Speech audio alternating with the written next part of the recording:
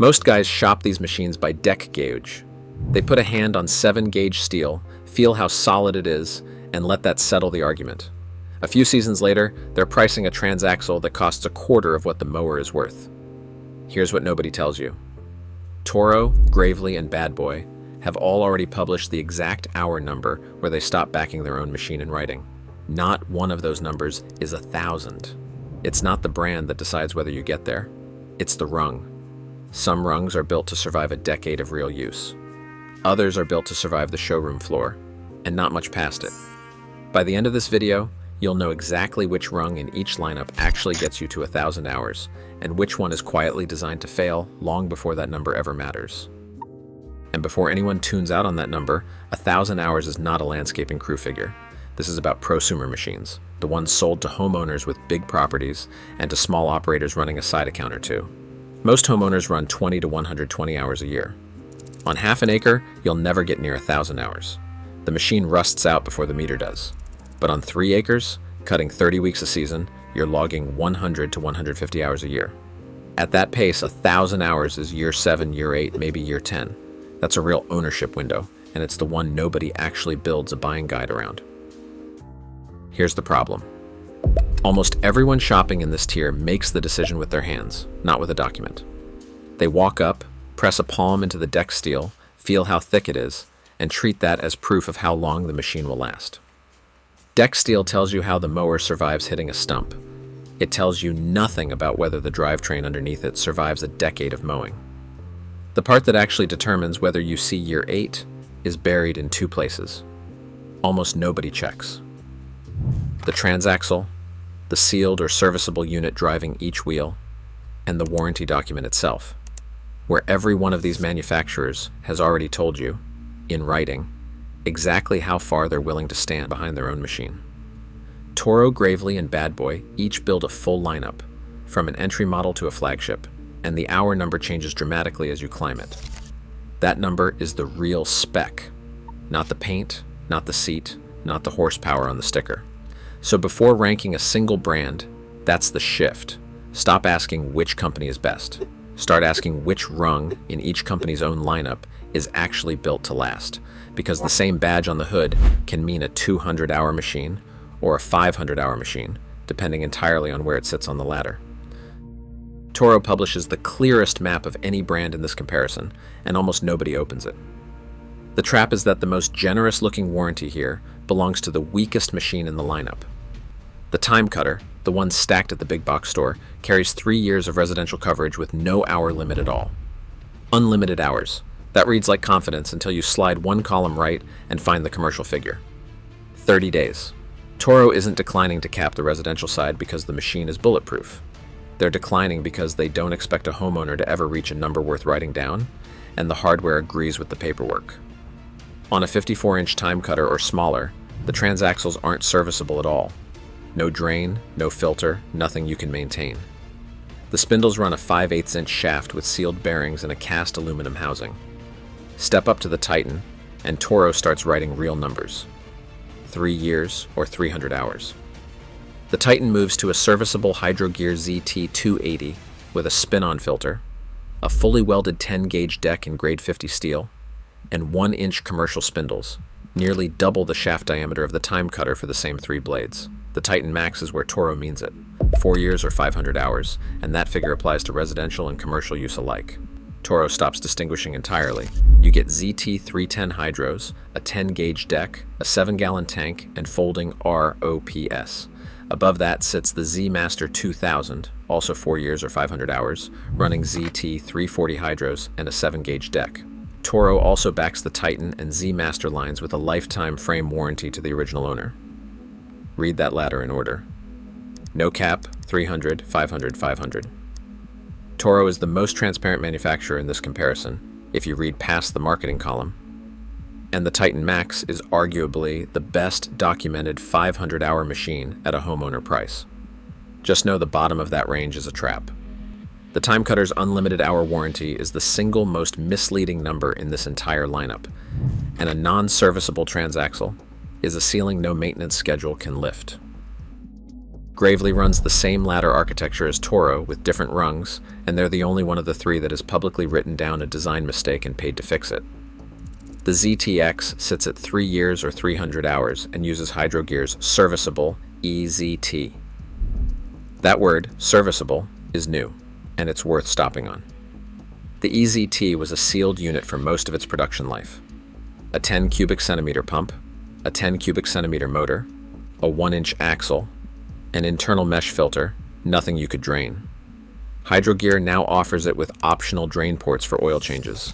Read that however you want, but a manufacturer doesn't add a drain port to a component that was already lasting long enough sealed. The ZTXL climbs to 4 years or 400 hours and steps up to the ZT280 transaxle. But look at the deck, because this is the thin rung in Gravely's ladder, 11 gauge. That's lighter steel than the ZTHD sitting directly above it, and lighter than anything Bad Boy sells in this class. On a machine that costs more than the ZTX below it, that's a rung asking more money for less steel. The ZTHD is the volume machine, and the one worth your attention. 4 years or 500 hours, ZT310 transaxles, each with its own external filter and reservoir, a 10 gauge Exactor 3 deck, 5.5 inches deep, and a fully welded tubular frame instead of a stamped C channel. Here's the part that actually tells you something about the company. When the inner deck hanger brackets on these machines started cracking their welds, Gravely issued a service bulletin with a bolt-on bracket kit, and dealers installed it under warranty, parts and labor included. There was also a 2023 recall covering certain Kawasaki engines on the ZTX, ZTXL, and ZTHD for a fire hazard, repaired free of charge. A manufacturing error on specific production runs, not a flaw baked into the design. Gravely's ladder is the most internally consistent of the three, and the ZTHD is the strongest all-round primer package here on paper. The catch is the ZTXL, asking more money for thinner steel than the machine above it. Skip that rung entirely. Bad Boy builds the heaviest deck in this comparison and rides the shortest warranty in it. Both of those things are true at the same time, and the gap between them is the most useful thing in this section. The ZT Elite is their best-selling mower, and it's genuinely well built. A 7 gauge, 3/16 inch formed and welded deck with reinforced edges, a 2x2 all-steel welded frame, 3/8 inch steel front forks, ZT310 hydros, and a patented independent front suspension that neither Gravely nor Toro gives you anywhere near this price. Its factory warranty is 2 years or 200 hours. 200. The lowest figure in this entire comparison, sitting on the machine with the thickest steel in it. You have to be precise about what that covers, because this is where people get it wrong on both sides. Those 200 hours cover Bad Boy's own parts, the frame, deck, spindles, casters, and deck lift. The engine is warranted separately by its own manufacturer, and so, according to Bad Boy's own documentation, is the Hydro Gear transmission. It isn't that your mower goes uncovered at 201 hours. It's that Bad Boy's own portion of it does. Follow the ladder up, because this is the clearest signal any of these three companies sends. The Maverick moves to 2 years or 400 hours. Step up once more to the Maverick HD, the ZT340 machine with the 7 gauge deck, and the hour cap disappears entirely. 2 years, no hour limit. Bad Boy doesn't raise the ceiling as you climb. They stop counting. And the rung where they stop counting is the rung they consider commercial. 2 things worth knowing for 2026. Last year's ZT Elite warranty was void for any commercial or industrial use. This year, only rental voids it, and they added a lifetime warranty on the leading edge of the deck shell. The ZT Elite gives you more steel and more suspension per dollar than anything else here. But 200 hours is Bad Boy telling you what they think this machine is. If you want their name on a bigger number, the Maverick HD is where the counting stops. Here's what the brand arguments miss. 1,000 hours isn't one finish line. It's 4 separate clocks, and they don't run out together. The engine clock is the one everybody worries about, and the one that almost never matters. All 3 of these machines run Kawasaki's FR series.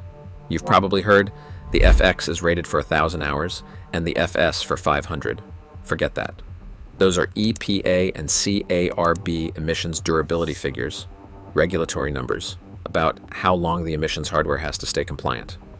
They have nothing to do with engine life. A maintained FR twin runs well past 1,000 hours.